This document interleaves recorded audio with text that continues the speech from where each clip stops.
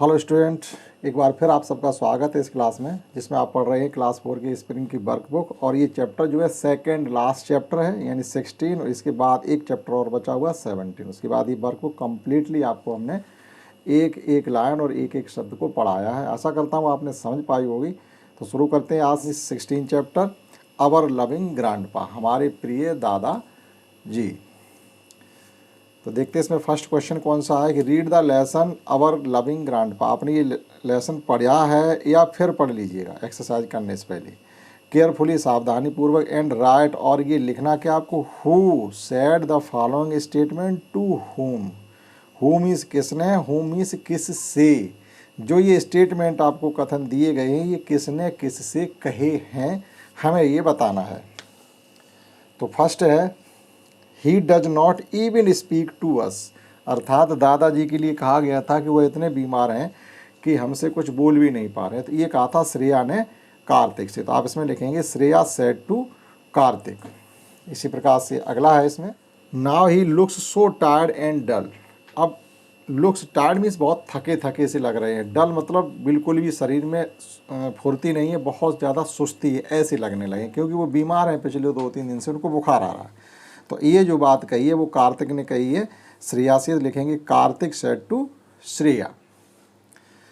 Next इसमें कहा गया yes my dear I also missed them. अब ये किसने कही है, यस माय डियर मतलब उन दादाजी ने कहा था अपने बच्चों से कि हम भी उन्हें मिस करते हैं, अर्थात दादाजी अपने दोस्तों को मिस करते हैं क्योंकि 2-4 दिन से वे घूमने नहीं जा पाए हैं, जिससे उनकी मुलाकात उनके दोस्तों से नहीं हुई है। तो ये कहा है grandpa said to Kartik and Shreya, या ये लिख सकते हैं ग्रैंडपा सेड टू चिल्ड्रन। और 2 और हैं इसमें, okay grandpa talk to them while we play. Grandpa ठीक है, आप तब तक उनसे बात करिएगा और मैं तब तक खेल लेता हूँ। तो ये किसने कहा है, ये कहा श्रेया ने ग्रैंडपा से कि आप तब तक अपने दोस्तों से बात कर लीजिएगा और उतने टाइम में हम लोग यहाँ खेल लेते हैं।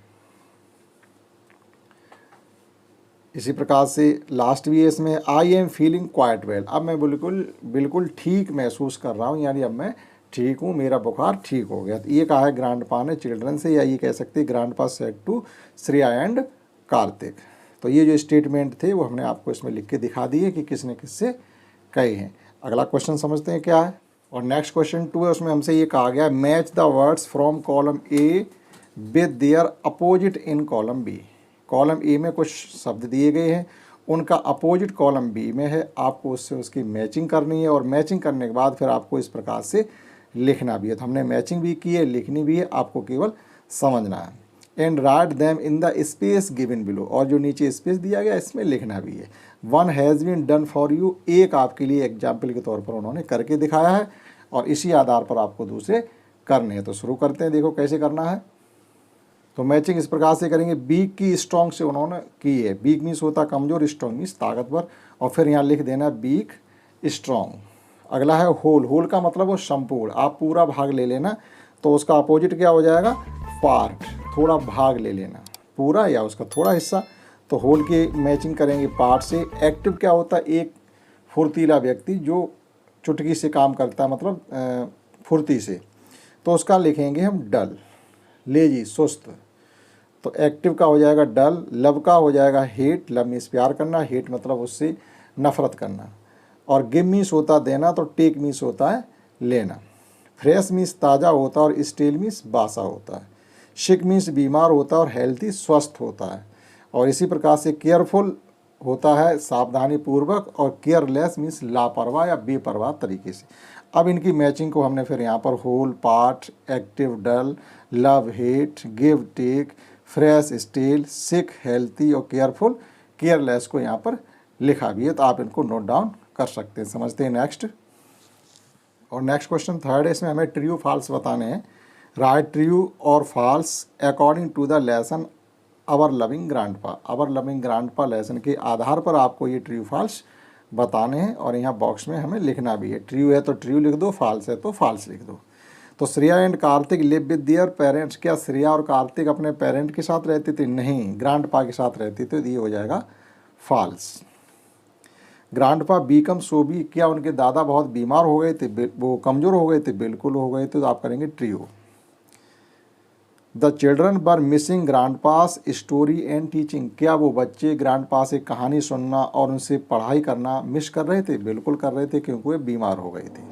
जब ठीक थे तो उनको कहानियाँ भी सुनाते थे और पढ़ाते भी थे। Grandpa keeps on sleeping the whole day long, क्या उनके दादाजी पूरे दिन सोते रहते थे? बिल्कुल, जब बीमार थे तो उनको इतनी सुस्ती रहती थी, वे पूरे दिन सोते रहते थे, तो ये भी ट्रू होगा। Grandpa was very active before his sickness, sickness means होता बीमारी, बिफोर मीन्स पहले, एक्टिव मीन्स बहुत ही चुस्त दुरुस्त थे, बीमारी से पहले उनके दादाजी बहुत फुर्तीले थे। ये बिल्कुल सही बात है, तो आप करेंगे इसको ट्रू। अगला समझते हैं। और नेक्स्ट 4 है, answer the following question on the basis of the lesson our loving grandpa. Our loving grandpa lesson के आधार पर आप दिए गए क्वेश्चन के आंसर लिखिएगा in the given space. Space means होती जगह, जो खाली जगह दिए उसी में उनके जवाब आपको लिखने हैं। तो हमने लिख रखे, आपको केवल पढ़ाना है। Who was down with fever, बुखार में कौन पड़ा था या बुखार किसे आ गया था? तो आप हु की जगह केवल ग्रैंडपा लिख दीजिएगा और आगे कुछ नहीं लिखिएगा, या लिखना है तो हु की जगह ग्रैंडपा लिख करके और बाज डाउन विद फीवर जैसा का तैसा कंप्लीटली उतार दीजिएगा, अपनी तरफ से कुछ नहीं लिखना, केवल grandpa. Who lived with their grandpa, grandpa के साथ कौन रहता था, यानी अपने दादा के साथ कौन रहता था? हु की जगह केवल लिख दो Shreya and Kartik lived with their grandpa. हुम did the grandpa miss, grandpa किसको मिस कर रहे थे, मतलब किससे मिल नहीं पा रहे थे? तो हम लिखेंगे grandpa missed their friends, grandpa अपने दोस्तों को मिस कर रहे थे। एक क्वेश्चन और है, when we celebrate old age day, old age day का मतलब होता है, आप कहिएगा बुजुर्ग दिवस, जो लोग बूढ़े हो जाते हैं या सिटीजनशिप, उनको सिटीजन कहते हैं, मोर देन 60 ईयर के हो जाते हैं, तो ओल्ड एज डे कब मनाया जाता था? ये पूरे विश्व में मनाया जाता है old age day 1 October world wide, यानी विश्व बुजुर्ग दिवस के रूप में मनाया जाता है 1 अक्टूबर को। ये आप जनरल नॉलेज का क्वेश्चन है, इसको आप लर्न करके रखेंगे। समझते हैं क्वेश्चन 5th। और 5th क्वेश्चन क्या है, हमको टेक करना, क्या टेक करना? Take the correct name of the illness with the help of the hints given below, मतलब करेक्ट बीमारी, इलनेस मीन्स होती बीमारी, सही बीमारी पर आपको टिक करना है, जो आपको इधर हेल्प बॉक्स दिया गया है उसकी मदद से, मतलब कुछ हिंट देंगे तो आप समझ जाएंगे ये कौन सी बीमारी हो सकती है। रीड देम अलाउड, उनको आप पढ़िएगा। One has been done for you, एक एग्जाम्पल के तौर पर कर भी दिया गया। तो यहाँ लिखा हुआ when you have a running nose, यानी आपकी नाक बह रही हो, तो आप क्या समझेंगे आपको कौन सी बीमारी हो गई? तो सीधी सी बात, हम लोग कहते हैं सर्दी जुकाम हो गया। तो यहाँ लिखा हुआ कोल्ड या कफ यानी सर्दी जुकाम, या फ्रैक्चर या आपकी कहीं से हड्डी टूट गई। तो नाक बहने पर हड्डी टूटने का कोई संबंध ही नहीं है, तो उन्होंने टिक किया कोल्ड एंड कफ पर। तो ये हिंट थी और ये बीमारियों के नाम थे, एक पे टिक करना। When your body temperature is high, जब आपके शरीर का तापमान बहुत बढ़ जाए तो इसका क्या मतलब, आपको बुखार आ गया होगा या आपका फ्रैक्चर कहीं से हड्डी या टूट गई होगी, यानी कहीं फ्रैक्चर हो गया होगा, नहीं तो आपको क्या आया होगा, बुखार, तभी तो शरीर का टेम्परेचर बढ़ेगा। When your head has pain, head means होता सिर, जब आपके सिर में दर्द हो रहा हो तो कौन सी बीमारी होगी, सिर दर्द की या पीठ दर्द की। यहाँ लिखा हुआ हेड एक, सिर दर्द होता है, यहाँ लिखा हुआ बैक पेन, पीठ दर्द होता है। तो सिर दर्द वाली बीमारी, सिर में दर्द हो रहा है तो सिर दर्द की बीमारी होगी, इस पर टिक करेंगे। When your stomach has pain, जब आपके पेट में दर्द हो रहा तो कौन सी बीमारी होगी, पेट दर्द की या सिर दर्द की। ये हेड एक है सिर दर्द, और ये स्टमक एक है पेट दर्द, तो पेट में दर्द हो रहा है तो पेट दर्द की बीमारी होगी। When your back has pain, जब आपकी पीठ में दर्द हो रहा हो तो कौन सी बीमारी मानी जाएगी, बैक एक या स्टमक एक, पेट दर्द या पीठ दर्द। तो पीठ में दर्द हो रहा तो पीठ दर्द लिखेंगे। और एक और है इसमें, when your bone has broken, जब आपकी हड्डी टूट गई हो तो कौन सी बीमारी कही जाएगी आपको, फीवर या फ्रैक्चर। तो कहा जाएगा कहीं से हमारे शरीर में किसी हड्डी में फ्रैक्चर हो गया, कोई हड्डी टूट गई है। तो इस प्रकार से इनको भी कर सकते थे। समझते हैं नेक्स्ट। और इस एक्सरसाइज का लास्ट क्वेश्चन है, in circle the words given in the box one has been done for you. ये बॉक्स में शब्द दिए गए, सेलिब्रेट लिखा हुआ है यहाँ पर, सेलिब्रेट CELEVRAT, यहाँ डे लिखा है, यहाँ फैमिली लिखा है, और यहाँ पर मी लिखा है, इधर का कुछ हट गया है, तो इसमें हेल्प बॉक्स में हम देख लेंगे। हॉनर लिखा है, जॉय है, लव है, रेस्पेक्ट और ग्रैंडपा।